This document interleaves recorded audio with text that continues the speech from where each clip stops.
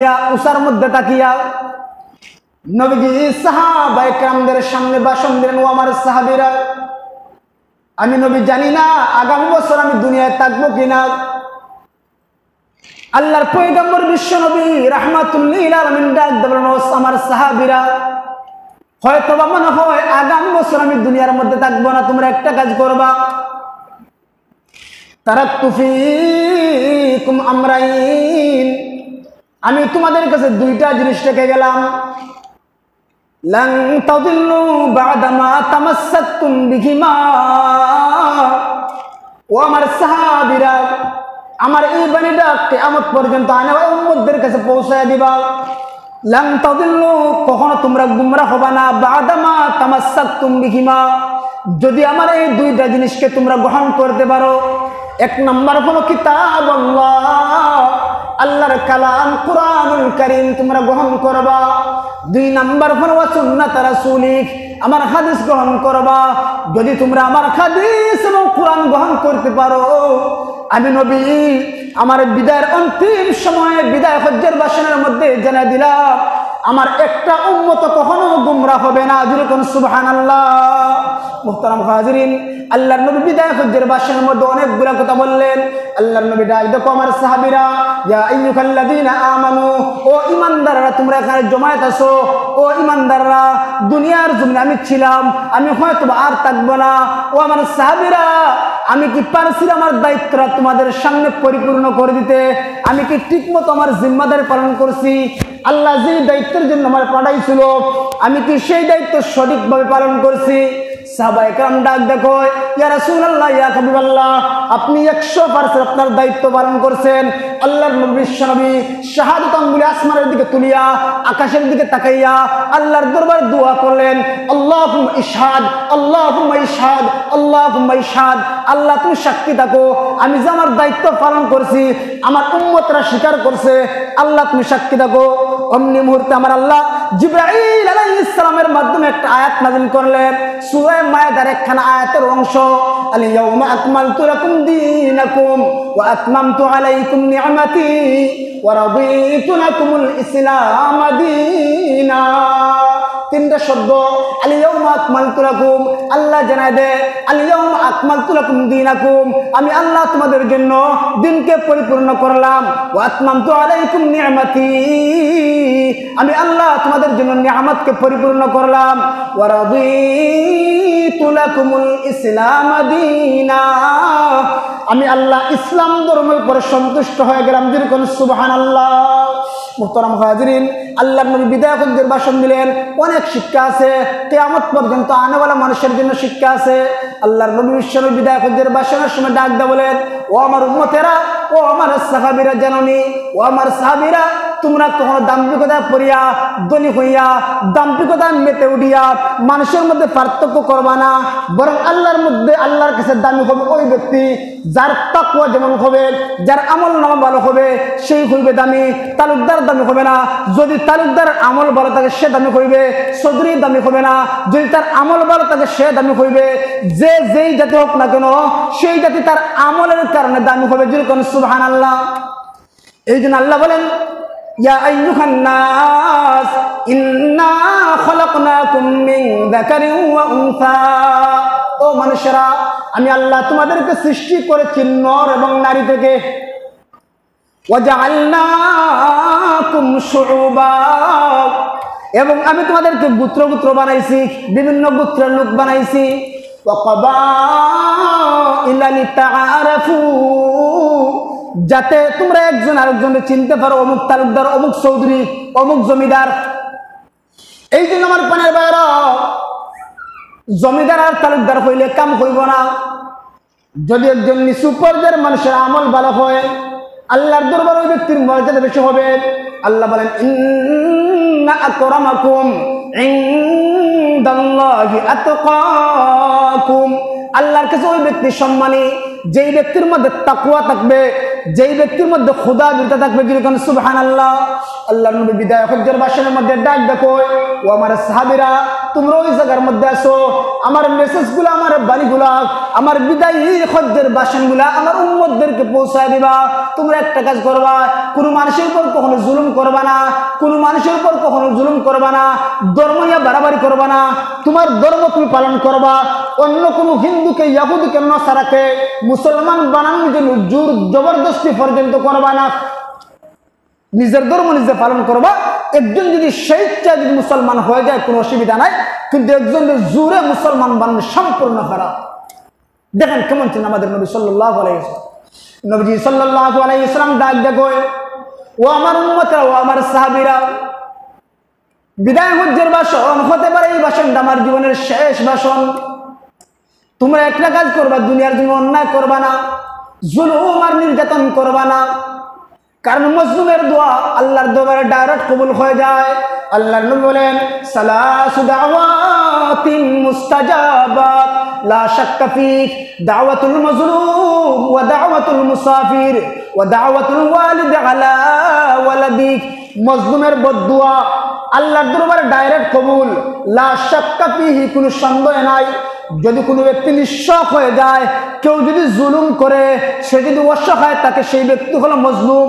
সেই মজলুম যদি আল্লাহর দরবারে চোখের এক ফোঁটা পানি ফেলে, সেই দোয়াটা কখনো আল্লাহ ফিরিয়ে দেয় না।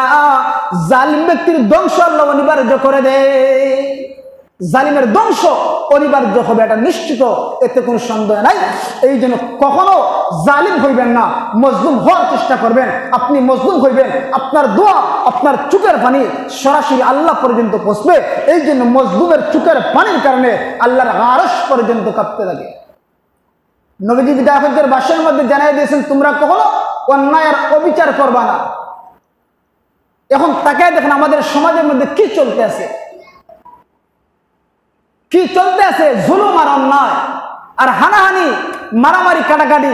আল্লাহর নবী বিদায় হজ্জের ভাষণের মধ্যে আরেকটা কথা জানাই দিয়েছেন, ও আমার উম্মতরা, ও আমার সাহাবায়ে কেরামরা, আমার কিয়ামত পর্যন্ত আনেওয়ালা উম্মতদেরকে জানাই দিবা, কোন মুসলমান যেন আরেক মুসলমানের রক্ত না জড়ায়।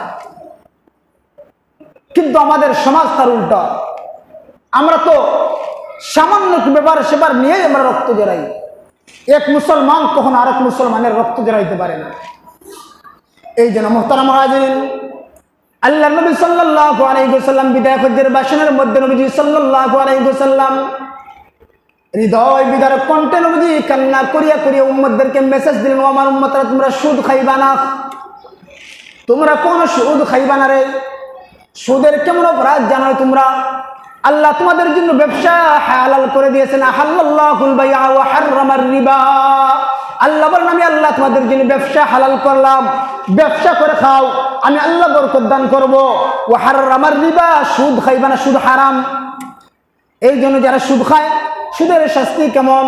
কিয়ামতের কঠিন ময়দানে যারা সুদখোর, আল্লাহ কোরআনের মধ্যে বলেন, ইয়াতাখাব্বাতুহুমুশ শাইতানু মিনাল মাস। যারা সুদ খাইতো কিয়ামতের কঠিন ময়দানে জিনাতুর রোগীর মতো, মাতাল ব্যক্তির মতো কিয়ামতের কঠিন ময়দানে উঠবে। মাতালের মতো মানুষের দেখায় মাতালের মতো লাগে, মাথায় কাজ করে না, এরকম মানুষের দেখিও চিনব যে বেড়া সুদ ছিল। এরপরে সুদের আরো নিম্নের শাস্তি হলো খানায় কাবার মধ্যে আপন মায়ের সাথে জিনা করা। জুড়ে কোন নাউজুবিল্লাহ। হাদিসের কথা, আমার আপনার নবীর কথা। এই জন্য সুদ পরিহার করতে হবে। আল্লাহর নবী ডাক দেখো, আমার সাহাবীরা, হয়তো আগামী বছর আমি থাকবো না, আমি তোমাদেরকে জানাই দিলাম, ও আমার সাহাবীরা, একটা কাজ করবা, তোমরা মুসলমানেরা, সারা বিশ্বের মুসলমান একটা দেহের মতো, এক মুসলমান আরেক মুসলমানের ভাই ভাই ভাই হিসাবে থাকবা, দ্বন্দ্ব করবা না, মারামারি করবা না, কলহ বিবাদ করবা না, একজন আরেকজন মুসলমানরে নিজের বুকের মধ্যে জড়াইয়া নিবা। কারণ ইন্নামাল মুমিনুনা ইখওয়া, মুসলমান মুসলমানের ভাই। অনেক কথা বলেছেন, সময় যেহেতু নাই, আমরা পিছনের দিকে গেলাম, লাস্টের দিকে গেলাম। আল্লাহর নবী বিশ্বনবী ডাক দেখো, আমার সাহাবীরা, আমি তোমাদের কাছে দায়িত্ব পৌঁছাইতে পারছি কি? সাহাবায়ে কেরাম স্বীকার করলেন, জি হ্যাঁ। আল্লাহর নবী আল্লাহকে সাক্ষী রাখেন, আল্লাহ আল্লাহুম্মা ইশহাদ, আল্লাহ আপনি সাক্ষী রাখেন। আল্লাহ সেই সাক্ষীর সপক্ষে কোরআনের আয়াত নাজিল করেছেন। আল্লাহর নবী ডাক দেখো, সাহাবীরা, আমি দুইটা জিনিস রেখে দিলাম রে, কোরআন আর হাদিস। উলামায়ে কেরামরা তোমাদের সামনে কোরআন থেকে নসিহত করবে, হাদিস থেকে নসিহত করবে, তোমরা গ্রহণ করবা।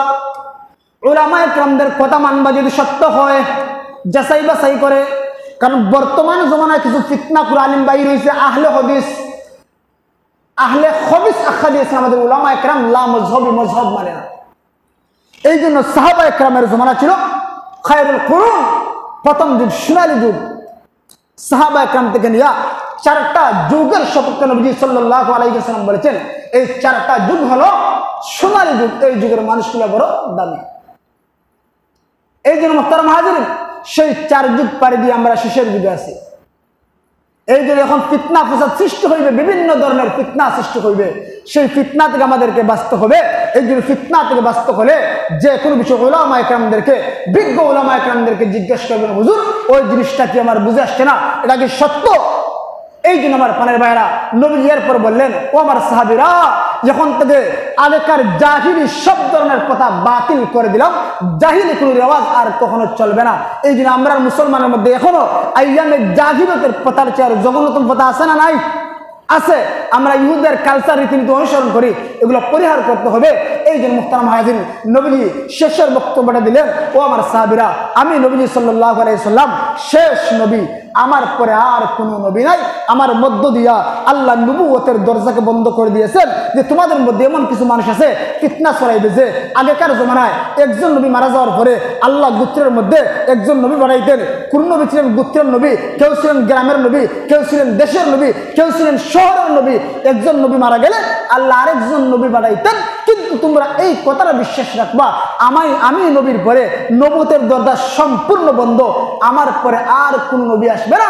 আমার পরে যারা নবুয়ত দাবি করবে এরা হলো মিথ্যাবাদী, এরা হলো দাজ্জাল।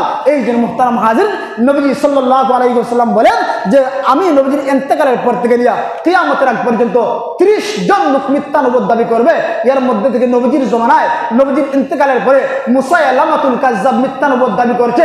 তার বিরুদ্ধে নবীজি সাল্লাল্লাহু আলাইহি ওয়াসাল্লামের একজন সাহাবী যুদ্ধের ঘোষণা করেছেন।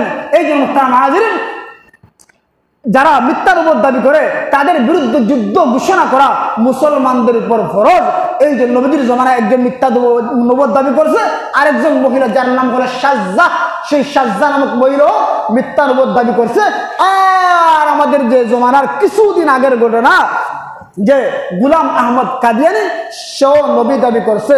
এতে বোঝা গেল যদি কোনো ব্যক্তির নবী দাবি করে তার বিরুদ্ধে একজন মুসলমান, আল্লাহর নবী বলেন আমি নবীজির ইন্তেকালের পরে যারা যে মিথ্যা নবুয়ত দাবি করব, আমার যেই উম্মত সেই মিথ্যা নবুয়তদারের বিরুদ্ধে যুদ্ধ ঘোষণা করবে, আমি নবী কথা দিলাম কিয়ামতের কঠিন ময়দানে আমার সেই উম্মতের জন্য আমি নবী সুপারিশ করবো। যেরকম সুবহানাল্লাহ। এই জন্য মুহতারাম হাজির, দেখবেন তাকাইয়া আমাদের সমাজের মধ্যে কিছুদিন আগে নেট দেখলাম একটা মাদ্রাসা শিক্ষক বলে এখন আমি ইমাম মাহদী। ফিলিস্তিনের যুদ্ধ শুরু হয়েছে, দেখতে বেড়া ভালোই লাগে, দেখতে খুব সুন্দর সুন্নতি লেবাস। একজন মাদ্রাসা শিক্ষক বিচারা দাবি করছে যে আমি হলাম ইমাম মাহদী, আল্লাহ আমার ইমাম মাহদী বানিয়ে পাঠাইছে। ইটালি অনেক তুলপার হয়েছে। এই জন্য